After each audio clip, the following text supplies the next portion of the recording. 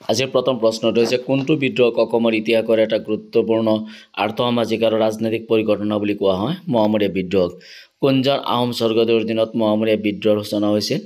আহোম স্বৰ্গদেউ লক্ষ্মীসিংহৰ দিনত মায়ামৰা কি মায়ামৰা হৈছে এখন বৈষ্ণৱতৰ নাম কোনটো জনগোষ্ঠীৰ মানুহ মায়ামৰা সত্ৰৰ শিষ্য আছিল বিশেষকৈ মৰাণ জনগোষ্ঠীৰ লোকসকল মায়ামৰা সত্ৰৰ শিষ্য আছিল নেক্সট প্ৰশ্ন হৈছে মহামৰীয়া শব্দটো কোনটো শব্দৰ পৰা উৎপত্তি হৈছিল মহামৰীয়া শব্দটো মায়ামৰা শব্দৰ পৰা উৎপত্তি হৈছিল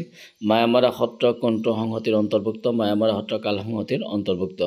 মহামৰীয়া বিদ্ৰোহ কিয় গণ অভ্যুত্থান বুলি কোৱা হয় মহামৰীয়া বিদ্ৰোহ গণ অভ্যুত্থান বুলি কোৱাৰ অন্যতম কাৰণ আছিল ইয়াত যোগদান কৰা অজস্ৰ সাধাৰণ প্ৰজা যাৰ ভিতৰত অধিক সংখ্যকে আছিল সাধাৰণ কৃষক বা অন্যান্য বৃত্তিধাৰী লোক সত্ৰ বুলি লিখিব যে শংকৰদেৱ আৰু মাধৱদেৱৰ প্ৰচাৰিত নৱবৈষ্ণৱ ধৰ্মৰ প্ৰচাৰ আৰু প্ৰসাৰৰ বাবে গঢ়ি উঠা কিছুমান ধৰ্মীয় আৰু সামাজিক অনুষ্ঠানক সত্ৰ বুলি কোৱা হয় সংহতি কি শংকৰদেৱৰ মৃত্যুৰ পিছত তেওঁৰ শিষ্যসকলৰ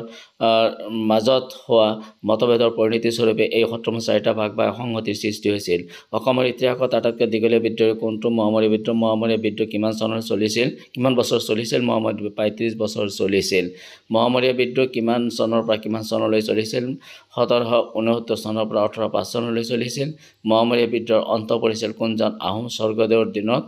স্বৰ্গদেউ কমলেশ্বৰ সিংহৰ দিনত কোনজন আহোম ৰজাই প্ৰথম স্বৰ্গদেউ বা স্বৰ্গনাৰায়ণ উপাধি গ্ৰহণ কৰা বুলি অনুমান কৰা হৈছিল চহুং মহুঙক